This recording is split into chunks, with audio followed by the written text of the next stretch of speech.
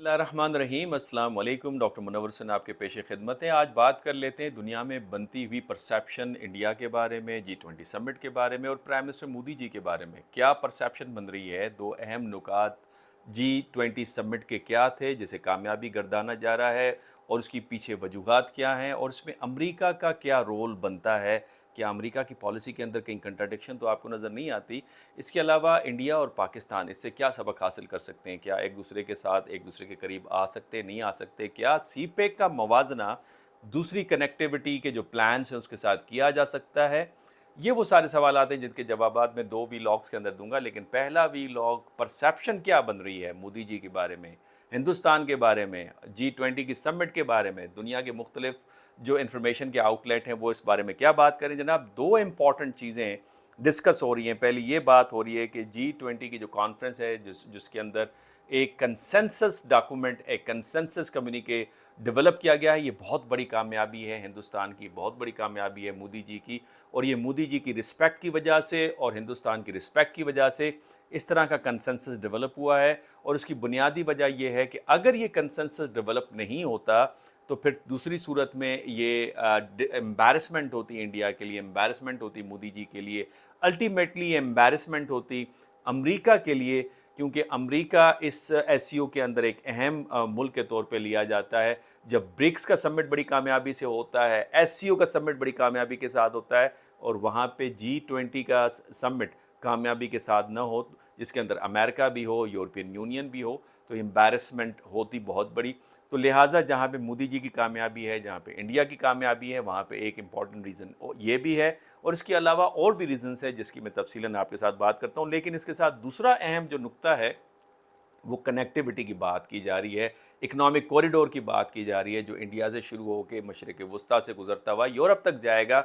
और ये एक इम्पॉर्टेंट हिस्टोरिकल फ़ैसले के तौर पर इसे लिया जा रहा है। और इस फ़ैसले को जो अमेरिका की पॉलिसी पे तनकीद करने वाले हैं, जैसे प्रोफेसर जेफरी सैश जो कि कोलंबिया यूनिवर्सिटी में प्रोफेसर हैं, वो भी इसकी तारीफ़ करते हुए नज़र आते हैं। तो ये वो दो परसेप्शंस जो हैं वो इंडिया मोदी जी के बारे में डेवलप हो रही है। और मोदी जी के बारे में तो यहाँ तक कहा जा रहा है कि एक way of new diplomacy, Indian way of diplomacy, Modi ji की वे ऑफ डिप्लोमेसी जो है वो नज़र आ रही है। जहाँ पे हम बात करते थे अमेरिकन वे ऑफ डिप्लोमेसी, चीनी सफारतकारी का तरीक़ेकार, रशियन सफारतकारी का जो तरीक़ेकार है, वहाँ पे हिंदुस्तानी सफारतकारी का तरीक़ेकार जो है वो वाज़े होता जा रहा है। एक लीगेसी कायम हो रही है मोदी जी की सफारतकारी के हवाले से। तो ये जो दुनिया के डिफरेंट आउटलेट्स हैं वो इसके ऊपर बात करते हुए आपको नज़र आते हैं इन्फॉर्मेशन के।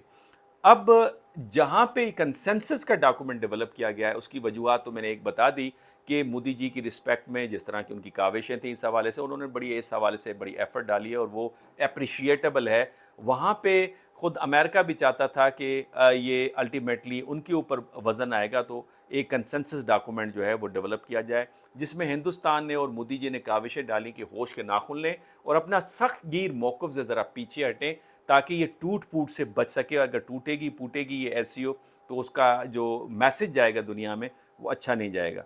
दूसरी बड़ी इसकी वजह जो थी, ख़ुद जो चीनी और रूस के जो सदूर थे उनकी न शिरकत करना, एक बहुत बड़ा प्रेशर बिल्डअप हो गया था। और यही वजह थी कि जो रूस के फॉरेन मिनिस्टर थे लेवरोव, उन्होंने बड़ा क्लियरली कहा था कि अगर आप कम्युनिके के अंदर रशिया को रिस्पॉन्सिबल करार देंगे यूक्रेन की वॉर के ऊपर, अगर नाम लेंगे तो हम ओपनली से कंडम करेंगे और इसका जवाब देंगे और वो मैसेज फिर दुनिया के पास अच्छा नहीं जाता। तो मेरे ख्याल में एक ये भी चीज़ आपको नज़र आती है। तो लिहाजा जो कंसेंसस नज़र आ रहा है फाइनेंस के ऊपर, क्लाइमेट के ऊपर, गुर्बत के ख़ात्मे के ऊपर, कम अज़ कम उसकी जो एस्पायरेशंस हैं वो बहुत आपको अच्छी नज़र आती हैं। अब प्रैक्टिकली होता है नहीं होता, मुस्तकबिल में इसे देखा जाएगा। सवाल यहाँ पे ये पैदा होता है कि अगर G20 में ये कंसेंसस हुआ है तो इसकी वजूहात जो मैंने आपके सामने दो रखी, इसके अलावा भी कोई वजूहात हैं? बिल्कुल, इसके अलावा भी दो वजूहात हैं।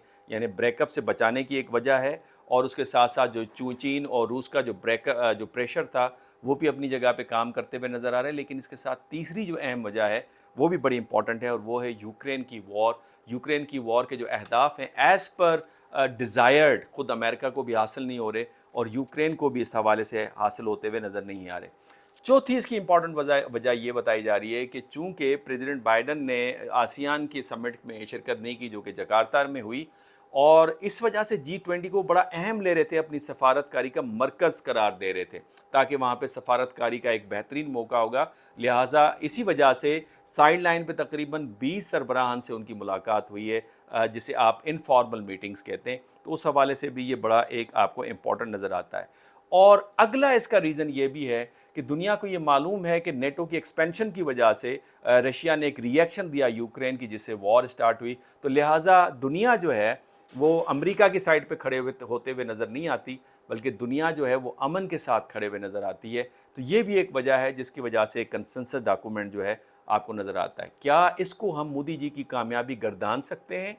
میرا جواب ہے بالکل گردان سکتے ہیں، کیونکہ مودی جی کی جو سفارتکاری تھی اور جو پرسنل ایفرٹس تھیں، وہ اس کے دو شواہد میں آپ کے سامنے رکھ دیتا ہوں.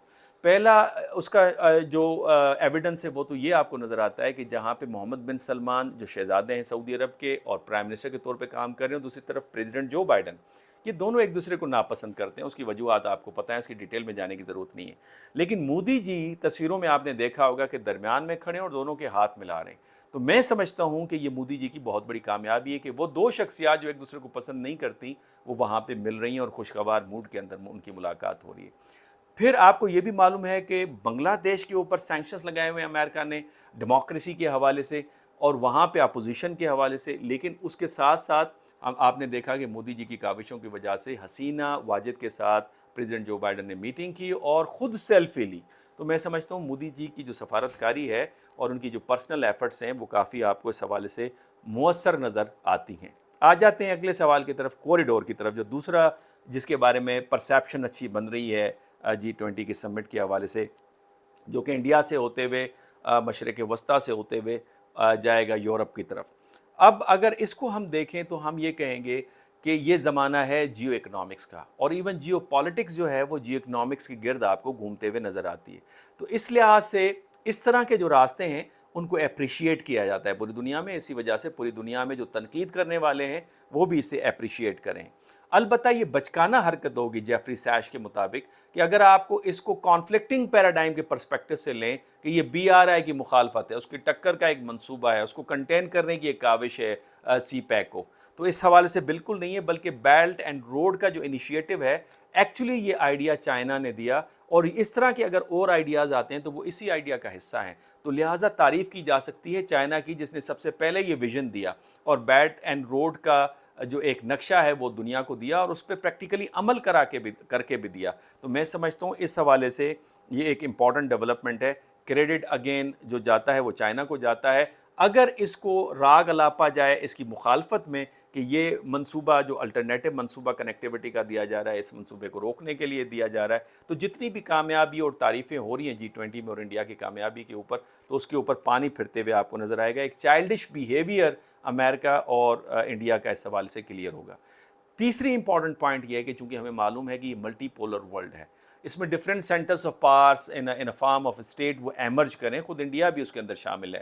اس حوالے سے جتنی بھی طاقتیں وہ اپنے مفادات کے لیے کاوشیں کر رہی ہیں کہ پراسپیرٹی کو کیسے حاصل کیا جائے. اس کے لیے وہ آسان راستے، سستے راستے تجارت کے تلاش کر رہے ہیں. پرامن طریقے سے خوشحالی کے جو اہداف ہیں ان کو حاصل کرنے کی کوشش کی جا رہی ہے. تو یہاں پہ رسپیکٹفلی اگر ایک دوسرے کے ساتھ تجارت کی جاتی ہے تو اس لحاظ سے یہ جو منصوبہ ہے یہ بڑا امپورٹنٹ منصوبہ ہے. اس لیے جو سلوگن دیا گیا وہ بھی بڑا انٹرسٹنگ تھا، one earth one family and one future. تو میں سمجھتا ہوں یہ بھی بہت زبردست ہے. اب سوال یہ پیدا ہوتا ہے کہ اگر آپ اس کو اس پیراڈائم میں لیں کہ یہ مخالفت میں ہے چین کے بی آر آئی اور سی پیک کی، تو کیا انڈیا امریکہ کے بہاف پہ آپ کو لڑتے ہوئے نظر آئے گا چائنا کے ساتھ؟